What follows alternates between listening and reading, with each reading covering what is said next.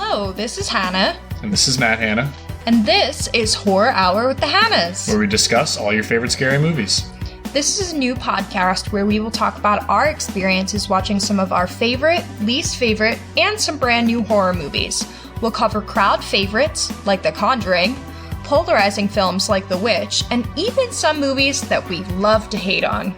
We'll even bring on some of our friends to complete this journey with us, including our resident scaredy cat sidekick and our professional actor pal. Tune in on Wednesdays, where we will release episodes on Spotify, Apple Podcasts, and YouTube on a weekly basis. Happy hauntings!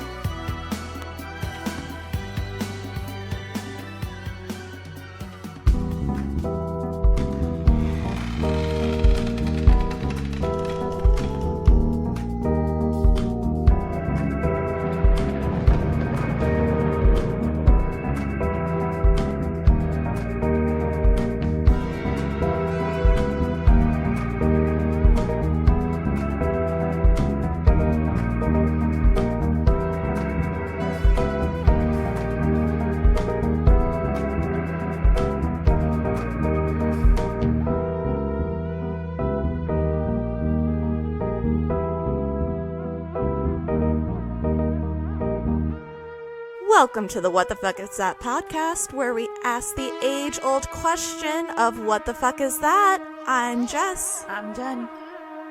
I'm Hannah. And I'm Matt. Hannah. And today we have on Horror Hour with the Hannas. Thank you guys so much for being here. We are so excited to be on. I feel like we've been talking about this for a while, so we're excited it's finally here. I know, it's finally happening. It's the day. So we're curious what got you into everything paranormal and spooky and all of that good stuff. I feel like for me, mine is kind of dumb, but I have always been kind of theatric. I really liked like theater and musicals, and so therefore I feel like that extended to my love of Halloween. Which I also feel like is very theatric and like you're in costume and dramatic. And then from there, it just kind of escalated into other things spooky. What about you, Matt? Mine was because of my mom. We used to watch a lot of horror movies together. That was like something she had done with her nephew, who is, a bunch of years older than me. And then kind of something that once I grew into it, her and I started watching a ton of stuff together. So that became our thing. We watched all the Saw movies together. I remember that in a marathon. So.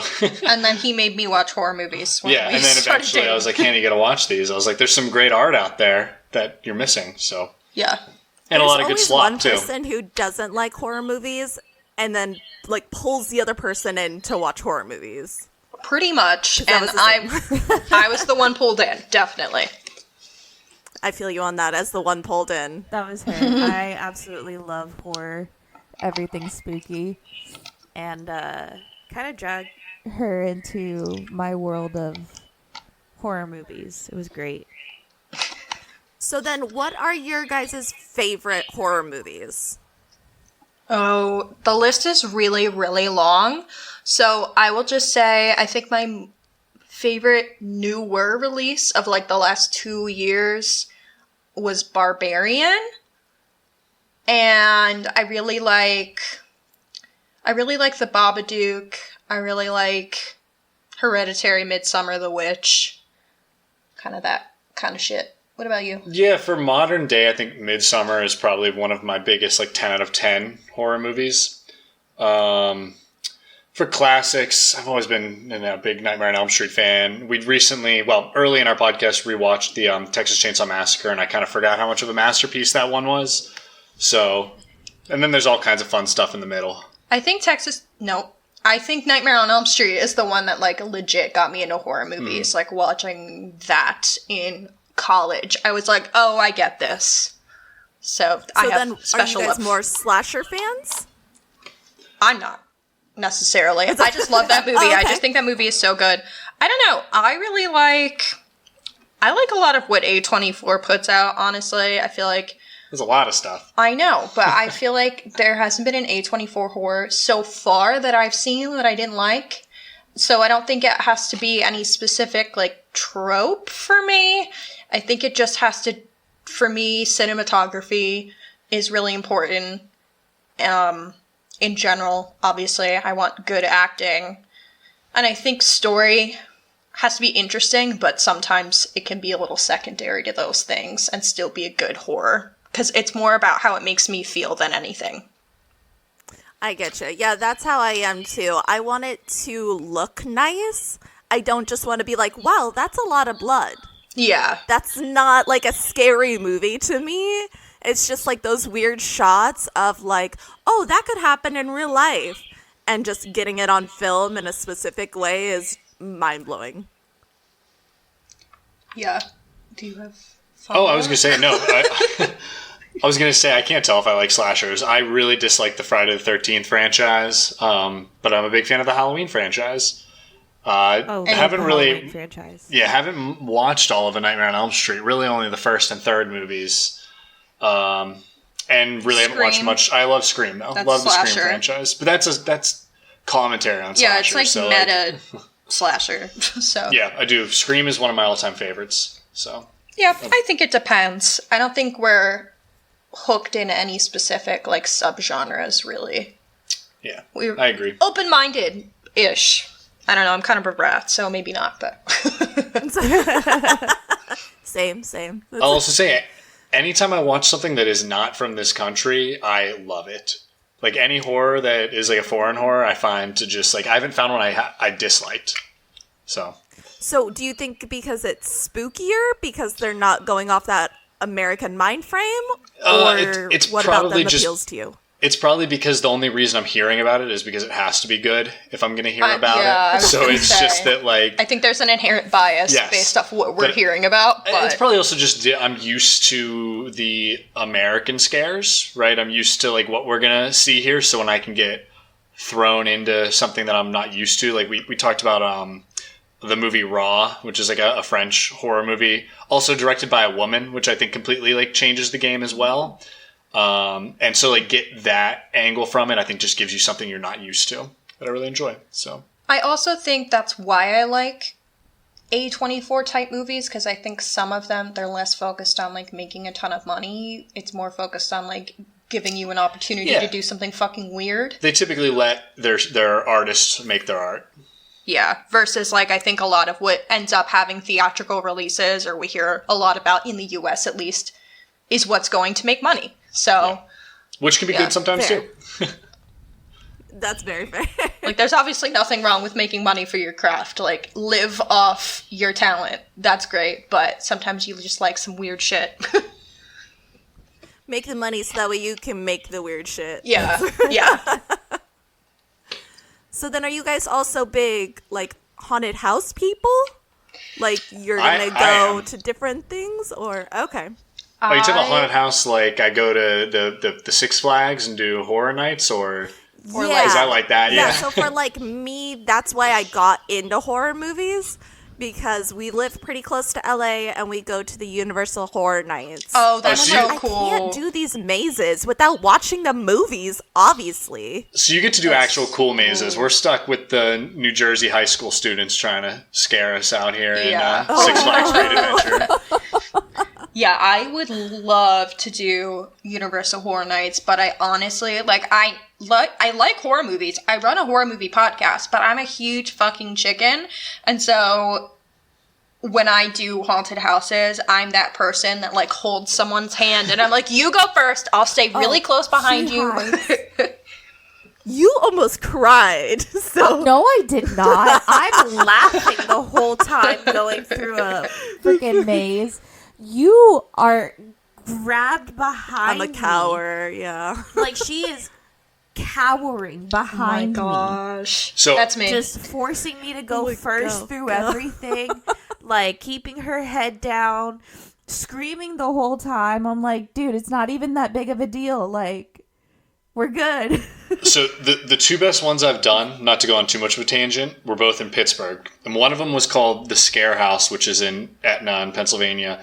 And it's like an actual professional one that you pay, like, good money to do. They had this, like, crazy basement thing where you'd have to, like, sign a waiver and they could touch you and everything. I didn't do that one. Oh, shit. Geez, no. But that one's, like, actual professionals, and it feels more like a horror movie. But then I did another one that was a corn maze that was huge, like a real corn maze with just dudes in costumes chasing you.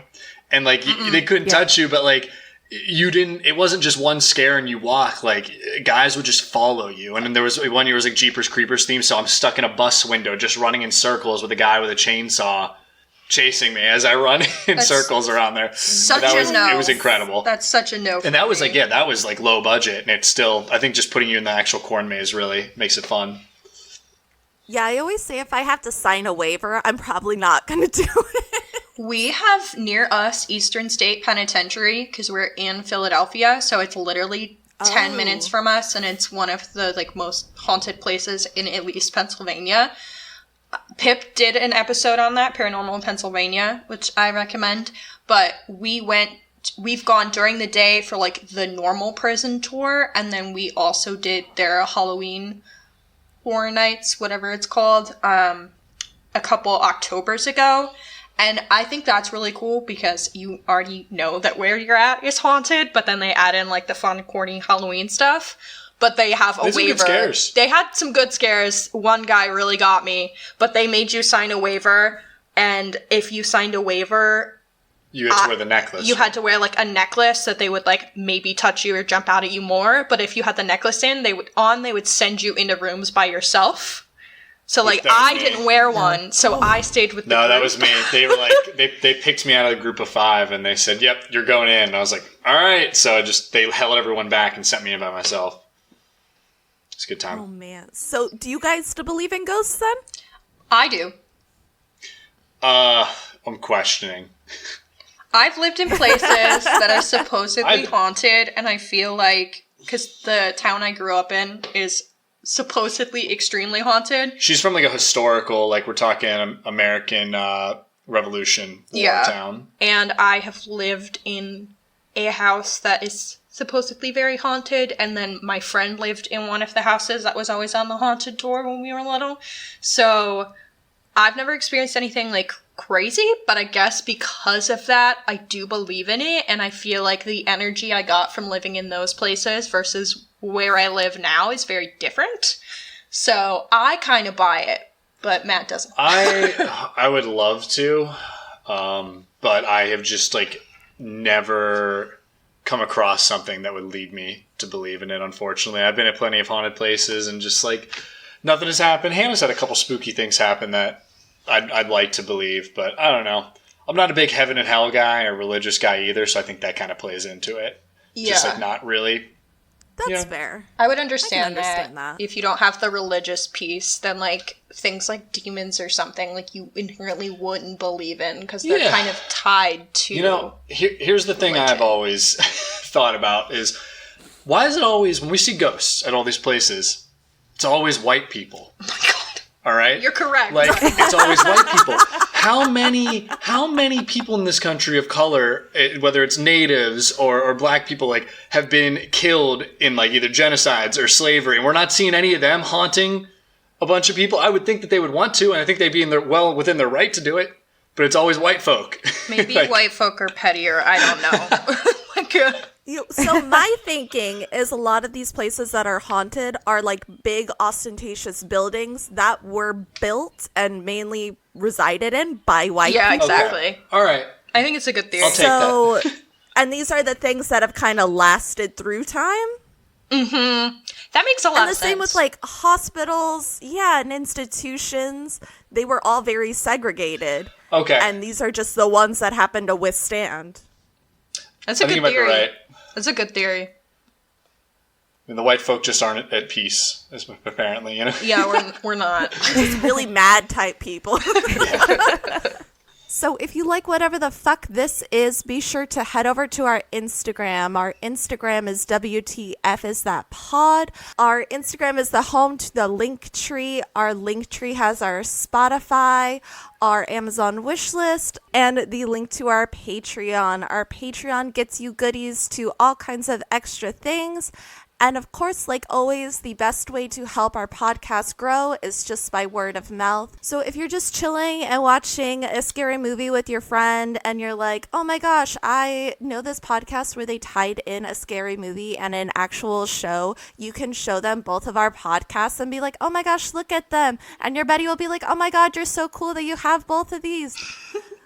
And that is just going to be the very best way to have us grow.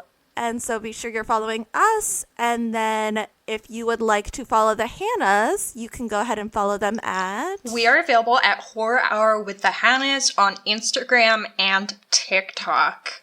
Our episodes can be found on Spotify, Apple Podcasts, Amazon, iHeartRadio, etc. The whole shebang. We have the links in our Instagram bio if you need them. And our pitch is that we're battling media illiteracy in horror movies one episode at a time. That's the game plan. That is kind of cool, though. I like that tagline. We just want people to think about, stop trying to fight with the movie and just let it in. It's the YouTubers of the 2010s that convinced us we all had to try to figure everything out instead of just appreciating some vibes. You know, it doesn't have that suspension of disbelief. We're losing that, so we're here to help you. Woohoo. Hey, y'all. Hey, Jen. Have you ever heard of the Enfield Poltergeist? What the fuck is the Enfield Poltergeist? I would love to tell you. Awesome. So, this paranormal claim occurred at 284 Green Street in Enfield, London, England. These claims happened between the years 1977 and 1979. These alleged claims seem to revolve around two sisters in particular of the Hodgson family, Janet, age 11, and her sister Margaret, age 13. Members of the Society for Psychical Research, or the SPR. I would love to do a whole episode on the Society for Psychical Research. Oh, that would be cool. Yeah, just a whole episode on that would be super cool because it's fucking wild. Yeah, like I wonder what other cases they're involved in. I honestly never really heard much about them until this case. So I would love to know more information about that. So I think an episode of that would be awesome.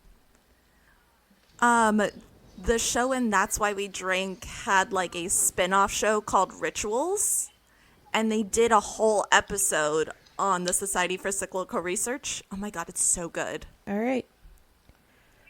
So these members included Maurice Gross and Guy Lyon, I don't know how you say it, Playfair. Others believed many of the incidents were fakes by the girls. These others were Anita Gregory and John Beloff. The two claimed to have found evidence of the girls faking incidents. Which, I feel like a lot of the paranormal things that can happen are very tactical things that can be faked. Yeah, and I think I kind of feel like it's important to go in with a skeptical mind when it comes to paranormal things. Because, I don't know, like, you just don't want to believe any random nonsense. I don't think that that's helpful. I think that's the thing with science in general, right? Is you want, like, the facts to come to you. You want to be able to find what's accurate or what's not when you do research. That's why we have so many statistical analyses and, like, a margin of error, right? So I think it's important to be like, oh, that could or could not be faked by another human, or that's literally impossible. And I feel like this case, from what I've heard, has a lot of those where it's like, oh, they might have done it. Yeah, you could go in with like a confirmation bias. So it's like every little thing you're like, oh, that's proof of ghost. That's proof of ghost. But if you're going in being like, I'm not sure that ghosts even exists, and then you're confronted with evidence of like, oh no, this is undeniable. Yeah. It's going to be more believable. In August of 1977, Peggy Hodgson, a single mother of 4, called the Metropolitan Police to the home the family rented at 284 Green Street. She claimed to have seen the furniture moving and 2 of her children heard knocking in the walls. I like that she's like, let's call the police. I know. I mean, what else are you supposed to do? Like, I mean, I can see, okay, the furniture moving on its own, yeah, maybe don't call the police. Yeah, I mean, what are the cops going to do? But- Show up and shoot your dog and leave, you know? Like, the knocking in the walls I get. Yeah. But then the random furniture moving, I'm like... Yeah, I don't know what they're gonna do about that. Maybe not. Maybe, like, go to a priest first? I also don't know what the reputation of the police is in England. Like, I know... Better than here, but hard to... Yeah, like, I know here, I'm kind of like... especially at the time, what are they going to do Not for hard. most things where we are, frankly? But I also think that is... I mean, it's partially a consequence of where we live, partially just American police. So I like, wonder what it was like in their area in England, and if that was, like, a more reliable source of support, which I feel like in this case... It wasn't, because did they do anything? Like, No, they come and they fill out some paperwork and they go. It's the same same thing they do everywhere. Basically. Well, and that could have just been what she wanted to, just like a recorded That's true. thing. Like, hey, this is when it started, and I called That's the police. honestly very smart, because, I mean, yeah, like, you never know what could happen. I think that's the same, too, with, like, not to, like, get uber serious, but, like, with domestic violence, that's always something you would want to report right away, because then there's a longer record of it. I think it's just hard because recording it doesn't always result in support, but I feel like it's helpful to have that record of it. So honestly, good on her for, like, believing her children and believing what was happening in the home. It's not like some of the parents where it's way after the fact and they're like, yeah, there was a ghost in the home. And the kids are like, yeah, we know. Yeah, so like you said, I think it's just more of a record thing. Because the constable claimed to have witnessed a chair wobble side to side, but he couldn't really determine the cause of the movement. So, I mean, he's a cop, so it's... yeah, and I mean, like, they saw some of the activity. They just didn't really know what to do with it. There are later claims of disembodied voices, loud noises, thrown toys, overturned chairs, and the children levitating. That's the one that Ooh. I can't process that. Like, you can just be like, someone in the neighborhood is maybe making a loud noise, or my kids are throwing toys or something. But, like, how do you see a person levitating? Like, I don't know what else you could attribute that to. We saw the picture, though. And it's the escalation. Yeah. Yeah. Yeah, well, and I just like the escalation of, like, there's banging and throwing toys, and then it levitates children. It's like, oh. Hey, I've seen the picture, though. You just went from All right. a nuisance to I know what full-on happened. throwing bodies. But yeah, the picture, having seen that in The Conjuring 2, it is kind of funny, because it does look like she's just jumping. Out of bed. It does, Yeah. yes. Which we'll get to that in a bit. We're getting too far ahead. Over the 8... Ooh. Yeah. We get too excited. I We're know. too excited. It's okay. She does that all the time. I'm just like, we'll get there. She's we'll like, get can there. you stop ruining my notes, please? Yeah. I'm like, I'm sorry. Over 18 months, more than 30 people have claimed to have seen heavy furniture moving on its own, objects being thrown across the room, and the girls levitating several feet up into the air. This story was regularly reported in the Daily Mirror newspaper until 1979. And when did this start? In 1977. Okay, so like 2... Oh, so for like a good 2 years. Yeah. This went on for a bit. But I'm impressed that it stayed like in the spotlight for that long. It wasn't just like here's a thing that happened. It's like they continued to talk about it. I think it's because multiple people tried to go and like disprove it, Oh, I but see. nobody could find like concrete proof that it wasn't real or that it was real. I see. So the SPR record blah blah blah blah. You're having issues I today. really am. Okay, I'm not the only one though. I always have issues. You're not so. wrong. Okay. The SPR reported curious whistling and barking noises coming from Janet's general direction. Why is the kid barking? Yeah, so if if you don't know much about the case, basically this entity will say, like, really focused in on the 11-year-old Janet.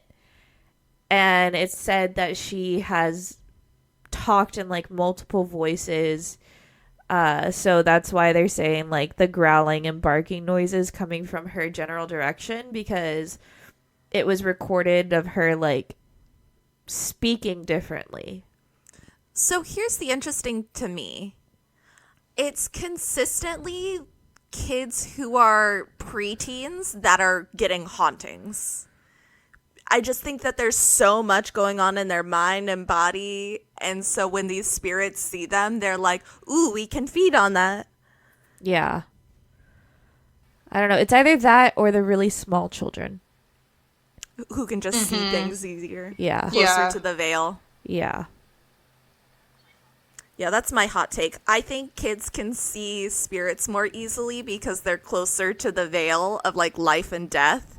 And then you get farther away from it as you get older, so you're less likely to see things. I've heard that theory before. And I also feel like it does tend to a lot of times be people who are more vulnerable, whether that's, like, we were kind of saying, like, whether that's emotionally, whether that's because of their belief system that they already have. So, I don't know, it feels like it makes sense to me, especially given that it was, like, a single-parent home, and, you know, there was tumultuous, you know, life circumstances going on for the family and her age. I feel like it tracks. Yeah. It was just everything all put together. This case got so much publicity, the famous demonologists Ed and Lorraine Warren became interested. Enter the Warrens. We both have our opinions about these two. I think they differ a little bit, but at the same time, we typically come to the same conclusion. I'm interested to see, like, do y'all know anything about the Warrens or have an opinion on their I do. Yeah. legitimacy? Yeah, we have thoughts. Yes. Yeah, no, I think they're complete frauds. I have to say that. I mean, outside of them being fucking creepy people, right? And, like, wasn't Ed? Well, that's where I think my issue is like, I don't know if they're frauds or not, but I do know that they did some problematic things. Like, there is like, Ed being an abuser and having been a pedophile, and Lorraine kind of stuck like, with him through that and kind of enabled that. So it's hard to even get my mind to the point of, like, wanting to disprove or not of, like, their actual findings when that's going on. I'd love for them to be this, like, cheery, happy family that we see in the Conjuring movies, and for everything to be real. I think I just like Patrick Wilson and Vera. I love them on screen. Yeah. I love them. But then you start reading a little bit about them in real life, and I was ooh. I was like, I almost think I'm at that point where anytime they're showing up to something, the legitimacy of it just plummets for me. Oh, no, yeah. Where it's like... Yeah, I mean, it's like Zach Bagans, essentially. And just, like, shows up and doesn't really have any things, but he shows up and he's just showing the world all of these paranormal things that may or may not be happening. Opinions on the Warrens? Like, do you think they're legitimate? I believe Lorraine. Yeah. Just because after reading some of her research and also being more sensitive to things in general, what she says tracks. I just think Ed is essentially Zach Bagans, where he likes to collect cool things and has a lot of stories. I haven't read into them, I think, enough. I haven't read too much into Lorraine specifically either. And I feel like I kind of got stuck, like I said, by just, like, hearing how horrible Ed, they were in their personal lives. Well, Ed specifically, but then her also not really taking a stand against that. But I want to say, I think the problem I run into is I'm more likely to believe in, like, ghosts and spirits than I am to actually believe in demons. And that's such a big part of their, like, I guess proof is about specifically Christianity. And it's like, this religion's not that old. Yeah. Like, are we saying that? Like, it almost seems like their belief in ghosts and their belief in these demons is also saying that Christianity is correct and it is the right one, which I find just a little bit hard to believe, I guess. And that's like where it falls apart a little for me. Yeah, I could see like if you aren't a Christian or don't believe in a religious system, that it would be harder to then believe in what I think it's also saying. just that there's so many religions that it's like, we threw a dart and this was the right one, and that's what they're saying. It's like they're... Yeah, and... No, you're fine. Sorry. And like, I know they're super Christian, but I didn't realize how much they used it. And then we were watching The Conjuring 2, and I'm like, oh, they are making a lot of references to Christianity. All right. Yeah, that's like the quote. I mean, the quote at the beginning of the first Conjuring is like, the devil is real, God is real, from Ed and Lorraine, saying like, we know for a fact, we've seen this type of quote. And I think that's where it loses me a little bit. Yeah. Yeah, and I mean, like, I can see y'all's sides of this. However, I was raised and still am Catholic. And so a lot of that kind of like, obviously exorcisms, stuff like that are supposed to run through the Vatican, things like that. And so I think they focus a little more, yes, on Christianity, but I believe that Ed and Lorraine Warren did work more with the Catholic Church in actual reality. But I think Hollywood is trying to distance themselves from the Vatican as much as possible, because the Vatican has some serious like lawyers and it's like, what happened with The Exorcist, like the movie The Exorcist, like they freaked out. See, that's the cool part I like, though. I like how the exorcisms have to go through the Vatican. That's crazy. That's so like the fact that they have to get permission from them. I was like, this is the cool stuff. Stop hiding this. Like and only specific people can do it. Like, that also threw me off. I was like, oh. Yeah. So I think that's more of like where that is. Do I believe that Ed Warren is what he claims to be? No, absolutely not. I think he's very much kind of just jumped on the bandwagon of his wife, who is sensitive to things. I think he's the businessman, and she's the one who actually has the skill. I think you can even see that. Yeah.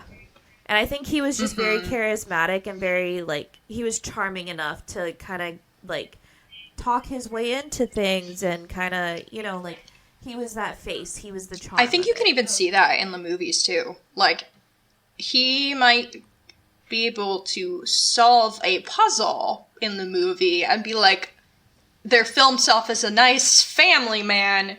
But even in the movies, I think they make it clear that she's the one that has some sort of, like, sight. Yeah. Yeah, she has the ability to actually do it, and he has the skill to get them into that situation. Well, the couple visited the Enfield house in 1978, and the two were convinced the events happening in the house were explained by the supernatural. Which, I mean, if you're going there to look for that, it makes sense. Yeah. However, Janet was exposed for trickery when a video camera in an adjoining room caught her bending spoons and attempting to bend an iron bar. It's a strong 11-year-old.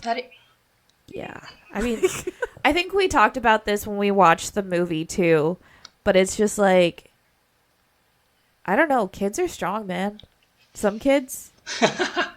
I'm fair. Yeah. Well, like, babies? I don't know how babies have that, like, superhuman strength sometimes, man. Like, I'm just like, let go. No one can pull your hair. You can't get them to open their like hand. a baby can. Exactly. I don't know. But Gross had even caught Janet banging a broom handle in the ceiling and hiding his tape recorder. Yeah, that's not a good look. Yeah. It's a In the little movie. sus. And, like, I can understand. The movie explained ahead, it I'm so away. sorry. That the demon said, "I'm going to kill you and your family if you don't make them leave." All right. Yeah, do we know if that... Did you see anything in your research if, like, she really said that? Or is that kind of like a movie line to explain away the skepticism? So with that, like the faking the incidences, I never really saw anything about like the demon saying, "Oh, if you don't get rid of them, I'm going to kill your family," stuff like that. I do have some evidence about the entity that she was claiming to be, which we'll get to in a bit. But other than that, no, I didn't find anything saying like that line was correct in the I could movie. see that being written for film. That's why I was wondering. Well, and the other thing that I could see too is these things might be happening, but just not in a big enough way to get attention. So she was trying to amp it up just to get more attention. No, I could see get that help. too. Like, any version of any of this would be scary enough, especially for a child. Like, of course you would want some attention to get it solved. Like, any amount of my furniture moving or hearing a voice would scare me. So if I have to amp it up or bend a spoon to get someone to come help me, gotta do what you gotta do. So I think that is a one way of looking at it. Yeah. Or you could look at it with skepticism, like we said. Yeah, it's always nice to give the like benefit of the doubt, but then also like, that's a little sketch at the same time. Yeah. Like, Yeah, definitely. However, when Janet and Margaret admitted to pranking the journalists, Gross and Playfair from the SPR forced the girls to retract their confessions. That's sus. Huh. But, okay. A skeptic by the name of Joe Nickel of the U.S.-based Committee for the Scientific Investigation of Claims of the Paranormal. Long-ass name. That was a lot. Yeah. The acronym is CSICOP. Examined the findings Gross and Playfair had collected. He criticized them for being overly credulous. That's a good word. It is. Playfair, however, notes, as always... Okay, so Playfair, however, notes, and this is quote, "As always, Janet's lips hardly seem to be moving." And he says this whenever it's supposed to be like another entity talking through Janet. I mean, after him having them redact, I don't really trust what he has to say to begin with. Shady. Yeah, it's just like, if it's real, don't make them redact things. You're just lessening your credibility, and then, like, lessening the credibility of your society also. Just being like, put out fake information so people believe you. And it's like, Yeah. So Nickel also used a remote control still camera that was timed to take a picture every 15 seconds. And this reveals the girls playing a quote-unquote prank. He argues the photo evidence allegedly showing Janet levitating is actually of her bouncing off the bed as if it were a trampoline. So this is to the photo that you were talking about earlier, Matt, where it was like, yeah, it looks like she's just jumping off her bed. Yeah, I do like that they tried to use it, though. It's funny. It's funnier to be like, yeah. oh, maybe it was real. And it's like, well, unfortunately, the demon just put you in the perfect position to make it look like you jumped. And like, I think I could buy that too. That's what it would try to do, try to discredit them. But it's funny, that photo. But I know you're going to get to this. The voice recordings do scare the shit out of me. So, sorry, I won't jump ahead too much. Yeah, man, you're just... Sorry, I'm excited. No, you're good. yeah, my biggest thing, I would believe the picture more if it was in a position that they couldn't replicate. But, like, you see the picture and you're like, yeah, that's just how you jump off of something. But I feel so bad for this girl if she was getting thrown around. And she's like, no, I swear, I know it looks like I'm jumping. Like, Yeah. like Imagine- if it was real. Imagine how I promise I'm not horrifying that lying. I know, that's what I'm is. saying. That's even scarier. That's what I'm saying. The demon would do that on purpose to be like, just snickering in the background, like, you look like you're jumping, even though I was throwing you across the room. Yeah. Yeah, just to discredit almost. I feel like they would do that. Like, if it's smart enough, it will make it seem that way. I don't know. Maybe ghosts are just smarter than us. They have lived a whole life. I'm not that smart. It's very possible. And then some. So we were talking about one of the voices that Janet is recorded using, right? That's spooky. that's what you were saying, that the voice recordings kind of That's freak you out the a one little bit, thing right? that I've seen in this case that gets me close to believing it. Like, that voice that comes out of that tape does not sound possible. Like, how is a kid doing that? And it's like, why didn't we go forward with that? You know, that's what they should have led with. At all. There's no retracted statements. Like, Yeah, yes, not the picture like of them this, jumping. This audio thing, I'm glad they put it at the end of the movie, is haunting. Yeah. Like, Yeah. Unfortunately, a lot of people think that Janet had taken up ventriloquism. That's no way. just... And from what I read, there was apparently like some quote unquote magician or something like that actually quote unquote proved that Janet was working on ventriloquism. She must... yeah, are we going to believe... I don't know. Like, Are we going to believe the guy that lies for a living? I would also just say she would have to be so talented to pull that off. How many 11-year-olds do you guys know that would sit down and learn ventriloquism? And that specific voice and do it that well? I guess I understand it's also the 70s in England. There's not much to do. It's raining a lot. They gotta stay inside. They don't have But damn. iPads, you know, like... See, I was going to say the other way around, that they didn't have all that That's a good point, technology too. to learn. So it's like she just had to practice and learn it. She wasn't given, like, any techniques on how to change her voice.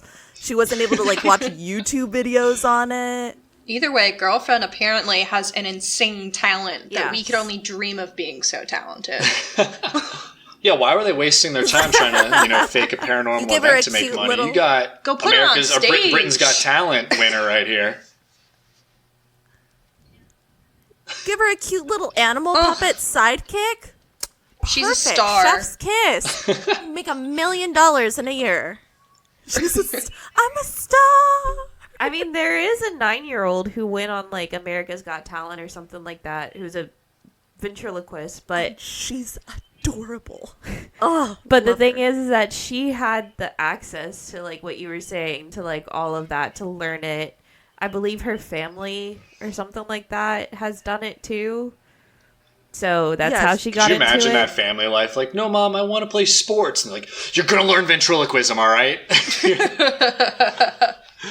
what the family does to the 9-year-old.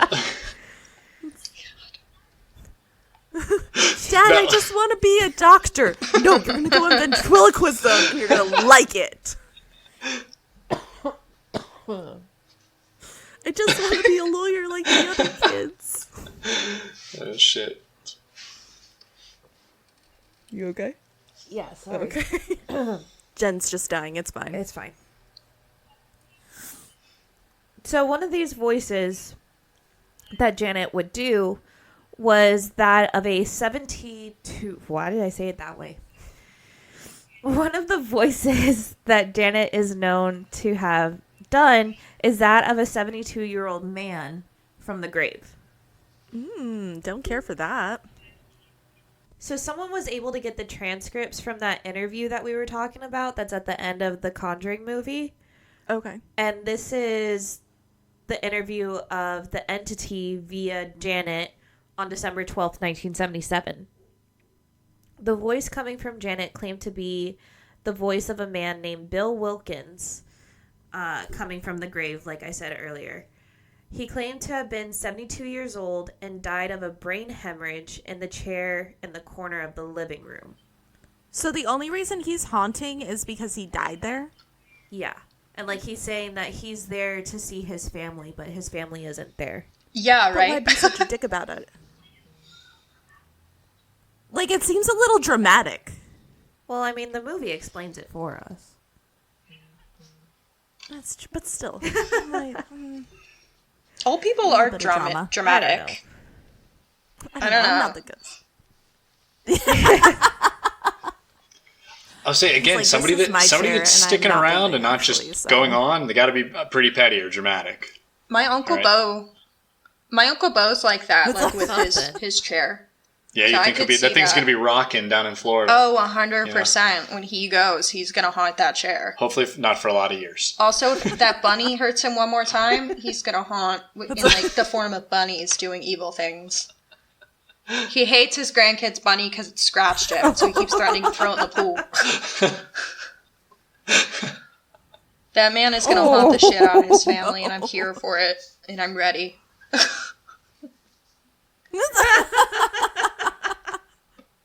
They're going to call you being like, I have all these issues. You're Yeah, going to be like, I know easy exactly who it solution. is, actually.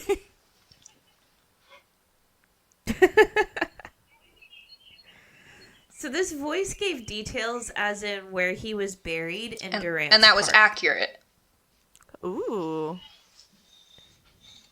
So the person who I found like this whole transcript thing on did check and in fact saw that Bill Wilkins is a real person and he did indeed die in that house.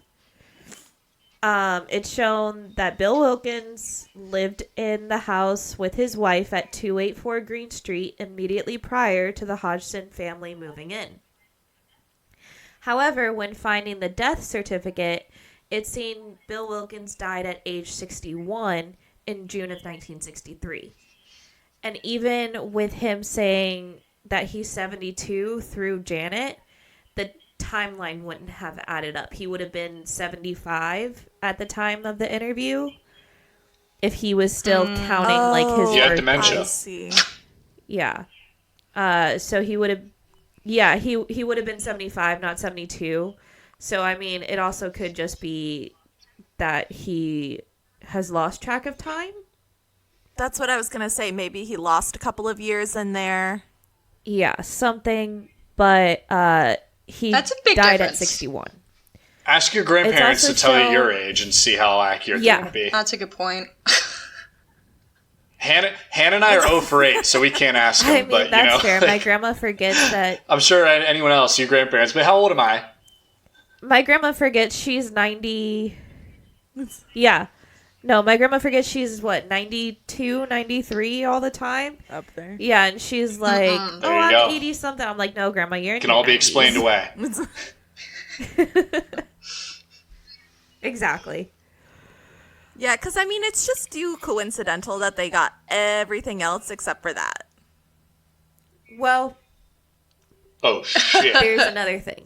Drop it on us. So, the entity coming from Janet, claiming to be Bill Wilkins, claimed he died of a brain hemorrhage in the chair.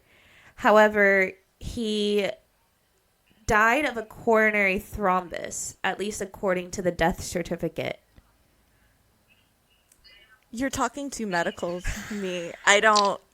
Basically, a heart In my attack. head, those things could be the same thing. I don't know, man. No, okay, so a hemorrhage, a brain hemorrhage is essentially a stroke. Like, your brain just Okay. bleeds out. A coronary thrombus is essentially like a clot in your heart. It stops your heart. I was gonna say Maybe he didn't know either. I was and gonna it say just if like, he's I dead, know it was like, a blood thing. he might not. You don't know what What is this symptoms man, a doctor? Yeah, you don't know what symptoms he felt like when he was dying or how sudden it was. See, that's like a lot of the things. I'm like, okay, we can disprove that. And for some reason, like, you just can't necessarily trust a person who like died at old age, and you don't know. I don't know if I would recognize what was happening to me if I had like a weird medical event. Like, I don't know. I'm giving him the benefit of the doubt. Well, I'm wondering if it's... I wonder if it's because one of the time period... So I wonder if like a thorough autopsy was actually done. And yeah, he could have had a clot in his heart, but that might not have been the cause of death. If they just like found it and were like, yeah, that's the one. Yeah, and like, I don't know, I think back then some of the autopsy technicians or like the doctors who do them don't always take out the brain. Oh. Like, if it was something that was found already, like I said, they just might have chopped it up to coronary thrombus, and he never thought to open up the man's skull. They buried him and embalmed him with his brain still there. It's very possible that he did have a brain hemorrhage. They just never checked. True. So, I don't know. But I don't know how things were done back then. I also don't know how autopsies are conducted now. But, you know. Well, because we just covered the Kitty Genovese case, and there's a murder in there where they were like, oh, what did they say? Oh, it was a fire pick. And then they go back later, and they're like, no, it was a small caliber gun. Yeah. So it's like autopsies aren't That case exact is so science, sad, too. Always. Yeah. That case is so sad. What was that? Yes. It is. Oh, it's so good. We just recorded it. It's going to come out. I didn't realize her killer was technically a serial I don't killer. think I actually knew so that's that. fun. I just more knew about how it's a prime example of like the bystander effect. Oh, yeah. Yes, Everyone, I intro think, to knows Psych. that case for the bystander effect. Yeah. I think that episode's going to come out everyone right go before this listen. one. Okay, cool. Nice. It's relevant. Well, with all this information that was gathered, it seemed that Bill Wilkins actually isn't buried at Durant's Park, but is buried in Lavender Hill Cemetery, which is about 3 miles Bill, away. you're getting from too much Durant. wrong now, bro. Well, that's like We can 3 in a ignore one or row. two. but He's it's just too many. confused, all right? I don't know. There are just some things. He's old. He wasn't even that He's an old. old man. So what did Bill get right? Yeah. That he's an That old man. He's an old man, and that he lived in Okay, the house, alright. and that alright. he died in the chair. That he died in the house. So all of that was correct. So, which, I mean, information that this little girl That's kinda could what have I'm thinking. easily gotten. Yes and no. Like, I feel like it wasn't like, they didn't that have accessible back Google. then. They had a library. But if you talk That's to true. me, You had obits. Honestly, if Janet's faking, Well, I'll say if okay, she's so this faking, is she's also almost true gone out of her way to be wrong at this where- point. Which leads me back into maybe believing it. Yeah. Like, she's gotten so much wrong that it's like, girl, how are you messing this much That's up? true. That's true. I don't know. I don't know how to take the whole thing, to be quite honest, because this person who has the transcripts has all the information that was laid out, actually went back and did a thorough, like, family tree type, like, neighbors type of thing. The neighbors that the family fled to, that they show in the movie, the Yeah. Nottinghams, I believe. sure. They actually had been living there way before the Hodgson's family moved in, so they had to have known Bill and his wife. Yeah. And so Janet could have heard, like, them talking about an old man dying in the chair in the house before all of this started happening, you know? Yeah. And that's kind of my thinking, because That's kind of a big deal. Like, somebody in the neighborhood died. Especially back then, like, people actually knew their neighbors. So it would have been an active discussion. Unlike now, where we'd be like, oh, I didn't know I had a neighbor. Yeah.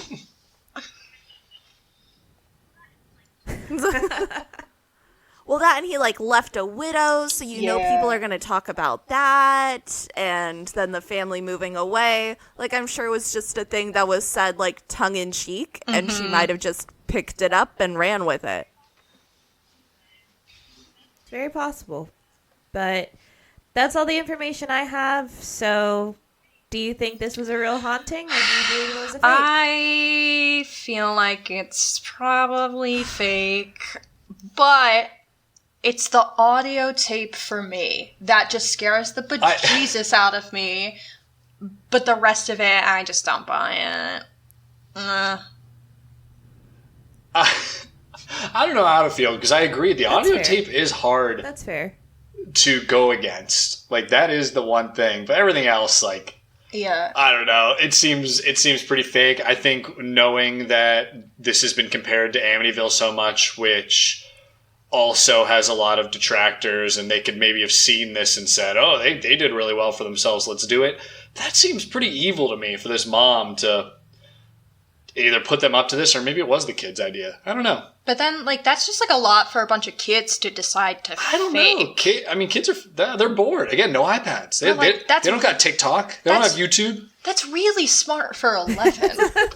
Yeah, I don't know. Boredom, man. Creativity. Yeah.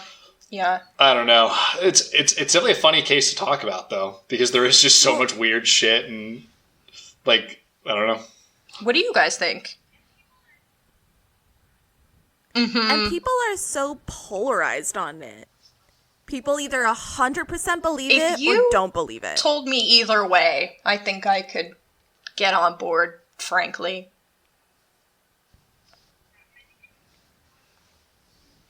Yeah, I think it's just hard for me to believe because everything is justifiable away.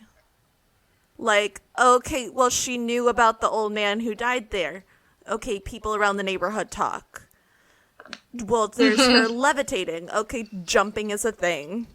And that photo. But what about the ventriloquism? Ventriloquism. Yeah, well, okay, so my thing is there were also... Oh, I can't think of their names now. There were two sisters who would, like, crack their toes to make, like, the rapping sound on the walls. So, like, kids are inventive. I wouldn't be surprised if she taught herself. I think it would be a really big process to be able to get it like that. But I wouldn't put it past them. Yeah, I definitely lean towards a no, but I'm with you. If it's a no, though, I'm still pretty impressed by these kids. I know. Yeah, these are insane kids. Yeah, that's I mean, wild they got the on ones its to own. come all the way to England for it. That's a good point. Yeah. But yeah, so that's the case of the Enfield Poltergeist. I love that. Which may or may not be a... Okay, it's called the Enfield Poltergeist. Here's my other thing. It's called a poltergeist. It's not a poltergeist. Okay, I'm ignorant. By What's definition, Yeah, my it's definition of not. poltergeist is from the movie Poltergeist. So... Okay, so a poltergeist is like an energy that will throw things around, it'll move things, but it's not really wanting to communicate. So as opposed to this, where it's a spirit that's coming through the little girl, and that's why it's causing all the chaos, that's a haunting, not a poltergeist. Or demonic possession. So in... Yeah, but it's still not a poltergeist. Like, every time I guess hear it's just like the poltergeist, media I'm like, for you, because lies. it just got the name from being published in a newspaper somewhere, and that's never 100% accurate. Let's be real. The name goes hard. Okay. It is a The hard Enfield name. Haunting, lame. Enfield It's Poltergeist. a good name. It's like Tired It's versus just Wired. wrong. It's all right? inaccurate. But is the There movie you go. Poltergeist correct? I think it is. You haven't seen it. Have you guys seen the movie Poltergeist? Oh, all right. I haven't. I haven't seen the original one. I've seen like the other I have ones of an the episode for you franchise. because in real life, the little girl who is a main character in these first 3 movies dies like very tragically in real life after the 3rd one. And there's all kinds of like weird stuff that went on. I think it ended up being normal in the end, but it'd be a good one to research. Like, it was pretty sad. Yeah, I've read some things about that, about how the little girl died and stuff like that. But I believe the original story actually that it's based off of is a little boy. If Wait, I'm it's not based off a mistaken. true story? I didn't know Poltergeist is based off a true story. I was talking about the That sounds actress. right. Because the actress... Yeah. Yeah, no, Poltergeist is actually based off of a true story. Why are so many I hate it movies here. based off of true things? I don't appreciate it. I believe it happened in Washington, D.C., Yeah. close to there. And I believe that it was a boy, and I'm that's pretty sad. sure he was schizophrenic, to be quite honest. They just didn't know how to deal That's with really sad. his outbursts. Oh, that's fun. So that's why the Catholic Church, like the exorcisms, no. all of that got into... Interesting. Yeah, I was just talking about Got the into exorcism it. I being don't know. cool, and then I remembered that like a lot of people have actually like died because of them, and now I feel bad. Yeah, not good. Yeah. Well, and the whole process to be approved for an exorcism is interesting because you have to go through a psychological evaluation before they'll approve you Okay, and so you for an have exorcism. to like pass that evaluation Yeah. before, so that they don't end up. Okay, Yeah, so if you're going, hey, I'm hearing all these sounds in my house, I'm seeing all these things, they have you go through a psychological evaluation going, okay, you don't have okay. complex PTSD, you don't have schizophrenia, like all the other things that would be mental disorders that they could kind of... I guess my question would be, take when out did a that play? start happening? Because we really didn't understand those kinds of mental Yeah, illnesses. because there's been stories of like women being like starved basically to death during exorcisms, or like dehydrated to death. Yeah, that would be... Yeah. You're good. Well, and you also have to the think... thought wasn't fully Sorry, go formed.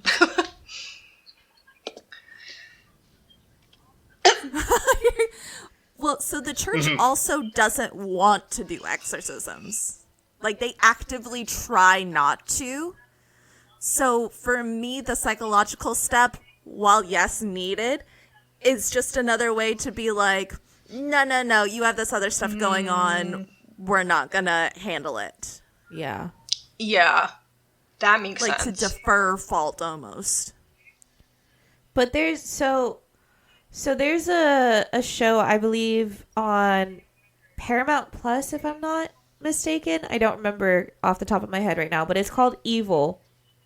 But it kind of shows like a team of quote unquote investigators that the Catholic Church put together. It includes a skeptic, a priest, or a man about to become a priest, and a psychiatrist, who go to these different cases that are brought to the Catholic Church. So I know that they have things like that, that work for the Catholic Church, work for the Vatican. They're sent out to kind of investigate and determine whether the Catholic Church can even help in certain situations. Ooh. But for the most part, a lot of them are debunked, or a lot of them are just like, we don't think we can help you type thing. I gotcha. It's pretty. Interesting, That's neat. interesting. Do we want to do eyeballs or skin? I'll let our Skin. guests choose. Oh, Do I you was guys gonna want say eyeballs eyeballs. or skin? Skin. Skin? Ew. It's a real quick response. Yeah. So we're going with skin? Yeah. Okay. No. All right. You ready for this? No, but you're gonna tell me anyways. Basically, The floating specks that you see throughout the day, like you think it's dust particles, stuff like that. It's not. It's I hate probably that. Scratch dead some off human right now. skin. I hate Yeah. that. I'm just I gonna love stop that. I'm glad I picked breathing. that. Ew. That's going into your lungs. Think about that. You're tasting that My so on your here's the tongue. thing. Other people's skin. Yeah. Yeah. Yeah. Here's the thing. I work in a rehab hospital, okay? These people, especially if they've had surgery on their lower extremities, have not had lotion on their legs or feet in a really long time. And That Yeah. skin goes happens flying in when the they air. take off their socks. I'm done talking to you. I've had patients have like bunches, like collected bunches of dead skin inside the sock, and when we take You it just off, Shake it in when the they air. take it off, like they Yeah, rip Hannah's it gonna off, throw up. it just goes Not for floating me, dude. everywhere. Yeah. I am There's- too. Same. There's a reason I didn't go into medicine after all. I thought about it for a long time, and I ruled against it, and I feel good about this choice after hearing that fact. Yeah, if you listen to just like one of Yeah. Jenny's days from work, you're like, and we're done. That's enough. Basically. All right, and if you like whatever the fuck this is, again, be sure to head over to our Instagram, share with a friend. Make sure you are following our friends, Horror Hour with the Hannas, on Instagram as well. And with that, try not to breathe in other people's skin cells. I don't know. Bye. Goodbye. Bye.